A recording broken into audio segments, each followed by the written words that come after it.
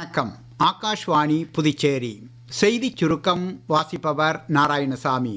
Myanmar அதிபர் திரு you மின் ஆங்லைங் இன்று மாலை புதுடில்லி குடியரசுத் தலைவர் மாளிகையில் குடியரசுத் தலைவர் திருமதி திரௌபதி முர்முவை சந்தித்தார்.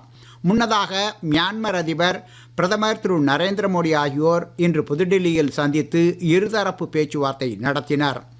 கடந்த மாதம் ஜிஎஸ்டி வசூல் 1,94,000 கோடி ரூபாயாக 3.2% அதிகரித்துள்ளது. கடந்த ஆண்டு மே மாதம் இது 1,88,000 கோடி ரூபாயாக இருந்தது.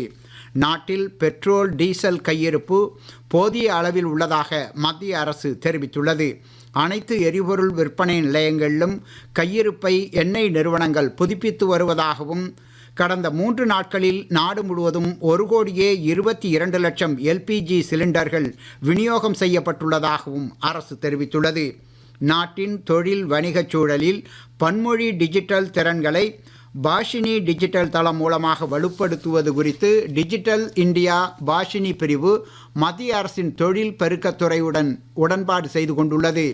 புதுச்சேரி முதலமைச்சர் திரு ரங்கசாமி சுகாதாரத்துறையின் செயல்பாடுகள் மற்றும் சுகாதார திட்டங்களின் அமலாக்கம் குறித்து இன்று ஆய்வுக் கூட்டம் நடத்தினார்.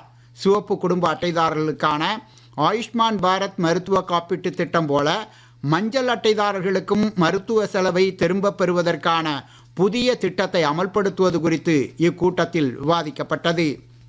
புதுச்சேரியில் நகரின் தூய்மை மற்றும் சுகாதார நிலவரங்களை மேம்படுத்தும் நோக்கில் இரவு நேர தூய்மைப் பணிகள் குறித்து வாரந்தோறும் கள ஆய்வுகள் மேற்கொள்ளப்படும் என உழவர்கரை நகராட்சி ஆணையர் திரு அருண் ஐயாபு தெரிவித்துள்ளார். ஆந்திர மாநிலத்தில் சிறப்பு தீவிர வாக்காளர் பட்டியல் திருத்த பணிகளை அரசு தொடங்குவதை ஒட்டி ஆந்திர அரசு அதிகாரிகள் இன்று ஏனாமில் மண்டல நிர்வாக அதிகாரிகளை சந்தித்து எஸ்ஐஆர் பணிகளின் போது கள அளவில் ஏற்படும் சவால்கள் குறித்து பவர் பாயிண்ட் விளக்கம் மூலமாக தெரிந்து கொண்டனர். இத்துடன் இந்த செய்திச் சுருக்கம் நிறைவு பெறுகிறது.